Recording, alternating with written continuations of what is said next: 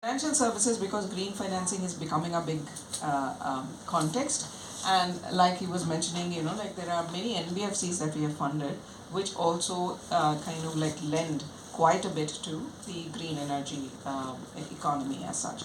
The second, as I was mentioning, like for example, we are looking at mobility as an investment theme, for example, right? In mobility, you can't escape um, not only electric vehicles, but it's also about like shared vehicles, like efficiency planning, etc., which also contribute quite a lot to the climatic changes as such. So there's a software element, there is a manufacturing element that we are looking at, and then there is a services element in the B2B space that we are looking at. So these are the two contexts from which like I've gotten this exposure as such. Okay, Bruno. I'm assuming everyone has the background and everything on with you, including who are speakers. Well, thank you, Gavin. Thank you, IIT Madras, for the warm welcome. Okay, I'm Bruno Nguyen. About France and India, I will see some word of general context between France and India. As you know, this year is the 25th anniversary of the strategic partnership between our two countries. In July, the Prime Minister, Mr. Narendra Modi, was guest of honor for our National Day. And at this occasion, it was a good opportunity to reaffirm this partnership. When people say strategic partnership, they are immediately thinking about defense. But partnership, in fact, is not only defense. It's economic, it's education, it's culture, it's everything. So, at this occasion, when Mr. Modi was in France, we reaffirmed the protection of the planet. That's the first one. And the second one is the just transition. And we reaffirm also the economic needs. In this field, we have a special agency called French Development Agency, who is working here in India. And with this French agency, the French government invests a lot in India in the sustainable project. That's one way to invest in India. The second way is this agency has a special branch, it's a bank branch, who help the private company. It's not institutional, it's directly to the private company. For example, currently, this branch, the bank branch called Proparco, will lend 20 million euros to the Tamil Nadu company here, which is involved in the solar panel. And the third way of investment is the private investment. We have almost 700 French companies or subsidiaries here in India. And due to the Indian market, it's easier for the French company to invest in India than to export to India. So they open companies here, in joint venture or directly the French name brand company in India, and they invest directly. So at the instant we have a good friend from Saint-Gobain. If you have the opportunity to see the plant, is amazing. Why? Because they are completely independent in the water. The water system is a recyclable water system. They use a solar panel, so it's 100% independent from the energy. And they have also a urban forest very close from the plant. That, I think, is a model of the company here. Thank you. Vish? Yeah, thank you. So, we go by Forge Innovation and Ventures, but really what we are is a vertically integrated incubator. Everything from lab to, with all the tools for rapid industrial grade prototyping, to investment, innovation grants, incubation, acceleration, and all the way to seed investments and growth. Our core philosophy is to look at startup innovation to drive industrial transformation. So we focus exclusively on industrial tech startups, both digital technologies as well as what we call core operational technologies. So climate change, whether it's climate change reversal or climate change resilience, are very important areas for us to focus, because the industries that we work with, whether they are large companies like Saint-Gobain or the millions of smaller factories, they play a huge contribution to both climate change reversal as well as to resilience. Of course, when it comes to resilience, we're also expanding into topics like, for example, resilient agriculture, resilient fisheries, urban and coastal communities to be more climate resilient. So what sort of industrial technologies, product solutions can actually address some of these challenges? That's been our focus areas. The close to 200 startups that we carry in our portfolio concurrently, I can count at least 20 to 25 of them who work in all of these. Everything from, Professor Toh spoke about, energy generation to energy efficiency to energy storage to energy, of course, emissions, whether it's from mobility or whether it's for mechanization. We have startups that are looking at addressing each of these sort of areas, right, where you're really translating technology, both digital and operational, into sort of operating capabilities, right? So that's sort of the very broad spectrum from which I would be commenting on this topic. Yeah. Okay, so as we dive in, let me start off with you. Sure. Give us a sense of what the capital flows that you're looking at in terms of what you want and what you're getting. Yeah.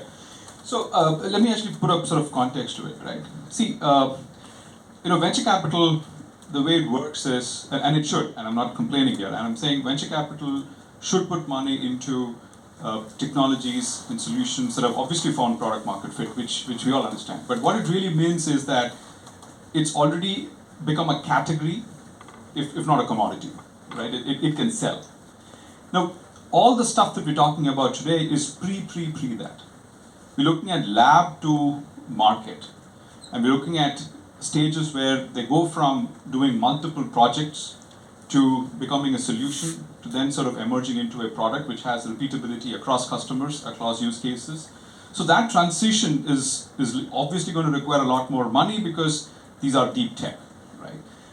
Now, my honest sort of interpretation of the scenario is that there is enough capital, early stage catalytic capital for a product, but there isn't enough for the right product. And that difference to me is not so much risk capital, investment capital. It's actually to me more the partnership between the innovators and the users or the buyers. And that's what what Pradeep was talking about. He said, those early anchor companies that we can co-create, co-innovate with is what I think is the real value of depth that we need to address, right? Because that in-kind contribution. And you look at it from, say, a company like Saint-Gobain's point of view, right? That partnership with startups should not be for, say, IP generation alone. It should be more for commercial sort of capability that you can deploy through partnership with startups, which you otherwise will not be able to do. Because, see, by definition, two things have to happen, right? One is, in a bigger company, innovation is not natural for the simple reason that innovation is doing something whose success you're doubtful of. Companies are organized for efficiency and predictability, right? So so the build innovation yourself versus the buy innovation. So it really comes down to fixing your ability to innovate in a bigger company and to work with startups as partners. And the second thing is you got to fix procurement. So when you talked about the product versus the right product, what were you thinking of? Like, can you illustrate that for us? Well, for instance, you'll get the functionality right, but then you might not be able to integrate that into the the production workflows. Specific example. So, for example, one of the startups that's actually operating out of IIT Madras, that's in our grants portfolio, is a startup by name Wankel Systems. They're basically converting excess pressure in an industrial setup into an energy equivalent. Now the tech is ready, the lab lab scale functionality is ready, but for this to actually translate into an operating capability, let's say you put it into a a paper manufacturing company or a textiles company, you know, that translation is going to actually require understanding constraints, understanding various, for example, is the company going to have the workforce to be able to operate this technology, right? So resource constraints, skills constraints, and then the overall operating costs, right? And then of course the resistance to change, which is the most endemic problem that we all. But in this face. case, you're saying it's really the paper manufacturer who has to agree to allow that system to come inside. Correct, because that's what I'm saying. It really comes down to this becoming a procurement problem. Right, because see, when technology can get into an industrial company only in one of two ways. One is you innovate yourself, right, or you procure. And in most cases, both of them are broken.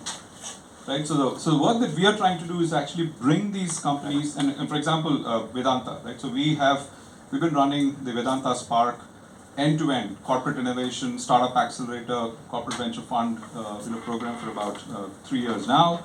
We've gotten over 100 startups to complete successful pilots. About $6 million of investment has gone into these pilot projects, which have unlocked business value of about at least 10 times that, 60 million or so. And these companies feed into mining and everything, mining, all mining and basically energy and resources conglomerate, right? Now what that does is it allows for the user and the buyer on the other side to be able to appreciate the value of this technology in their terms. So nobody buys technology, right? They buy capabilities, right?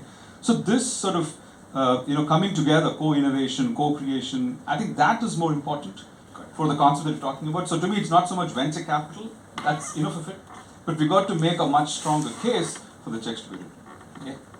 Manish, do you relate to what he's saying? I mean, at all, or your investments are much larger than? Yeah, so I can relate to this, but then we are looking at a very different segment of the market. So when you talk about private equity, that operates in a very different segment, and there the challenges and the requirements are very different. So if you take investments in India in the last 7-8 years, about $70 billion have come in. 70 billion is the total investment, and about say 70% would be the foreign money and 30% from India. Now this is not entire private equity. This is the debt and equity. A lot of investors are showing interest in this segment. But what we find is that most of the interest is because they want to look at scale, and they are focused a lot on the top line. So essentially, the thinking is that if I build 2 gigawatt capacity or 3 gigawatt capacity, I can get a bigger investor, and eventually I can do an IPO. But then sometimes in this whole focus of top line, the focus on profitability is lost. So what we find is that there are auctions in India, and in most of the auctions, the bidding is very, very aggressive and it is speculative. So what most of the investors do is that they bid very aggressively and hope that the raw material prices will come down, and plant and machinery cost will come down. And there was a phase when this happened. So from 2013-14 to 2020, this actually happened. But after that, the cycle reversed. We found that one is the rupee depreciated, and then even the cost of panels went up. All of them anywhere imported from China. So on one hand, we find that India has done so many auctions, bidding and auctions. They are in upwards of 60-70 gigawatts right now. But actually, if you see projects on ground, you hardly have 10 gigawatts of projects on ground.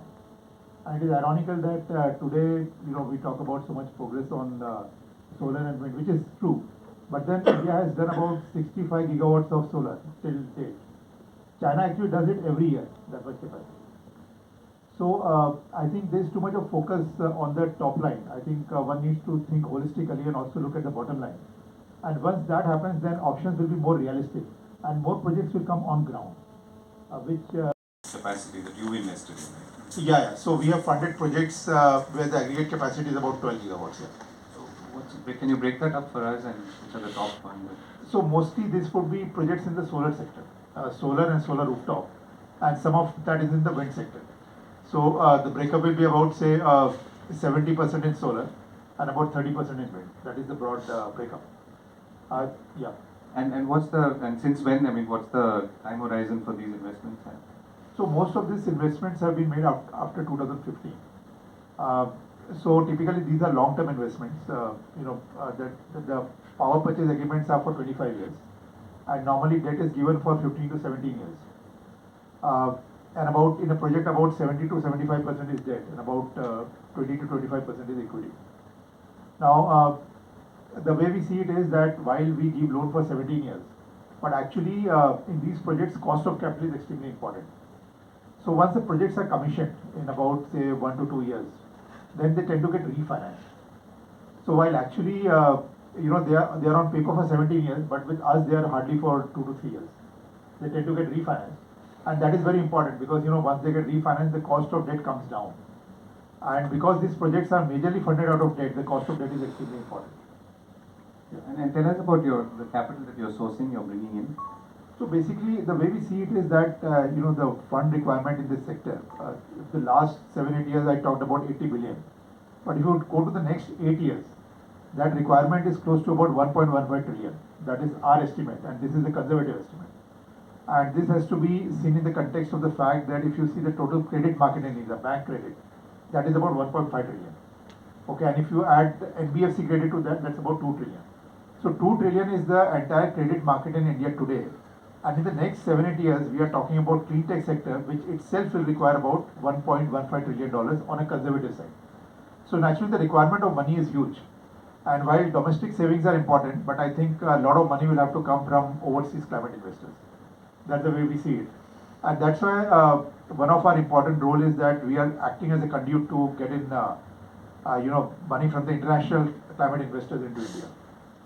And today, actually, what we are finding is that there are a number of climate investors dominated by multilaterals who are keen to make investments into India because they also have a mandate. And India is an extremely important country. If India goes wrong, then I think the whole war against global warming will go wrong. So, but then, they don't know how to do it. So you require local skills. You require people who know the local entrepreneurs. You require people who know the local regulations. And you require people who can, understand the Indian capital market and blend it with the foreign money. So that is the role we are trying to play. Yeah. Your funding is really in financial services, which in turn may invest in clean tech or related. But so therefore, you're at the beginning of this journey. So how are you seeing it ahead? So there are two parts to this story: what we've done so far and what we are planning to do. Right? Like, so in what we've done so far, I relate to quite a bit of what he's saying. But our focus typically has been on smaller industries, in general, in the financing segment. And there you see a lot of micro financing. For example, rooftop solar example is one. And then you're looking at how do you build energy in biogas kind of let's say. So many of those kind of, or small wind energy, generating kind of let's say. So there is a lot of emphasis as we see. This is an NBFC that I'm talking about. They actually fund roughly about 2 to 3 crores per company for companies which are roughly in the 20 crore kind of a size, right? And these are and for these kind of projects, those guys don't get debt. This is an NBFC which is lending to them at he just mentioned rate at about roughly 17-18%. And it's not for their operations. They need to actually build efficiency in their operations, and that's actually where this is coming from. So the amount of capital that is available from local sources, right? Obviously we are equity capital. I'm investing in his book. His book will be some business loans as well as some of these kind of loans, the climate loans as well. It's a growing proportion that is actually coming in, and that's the trend that we are picking up, right? But the financing part of it for that availability is actually fairly low. Otherwise, why would a guy who's got even companies with 70-80 crore turnover who have bank lines end up taking loans for their projects from people like the NBFC segment as such? And a lot of that demand is being generated because it is very difficult to prove anything to a bank, right? What the bank is looking for is a collateral. What you're looking for is a way of means of financing so that I actually improve the efficiency of my operations. And there is a mismatch in that. So that's coming out from the financing part. It will continue to be that way for us in terms of in terms of looking at how do we invest in specialized operators who can actually build out books. That is one thematic that we're thinking about when we think about green financing as such. And this has actually become a pretty large focus. For example, the Singapore central bank, right? They have an option. They are trying to think through how can central banks actually improve the flow of capital into this. And that actually like obviously means much more debt capital reaching out in there. So similarly, is there something that can come through an RBI equivalent? So far there are no efforts.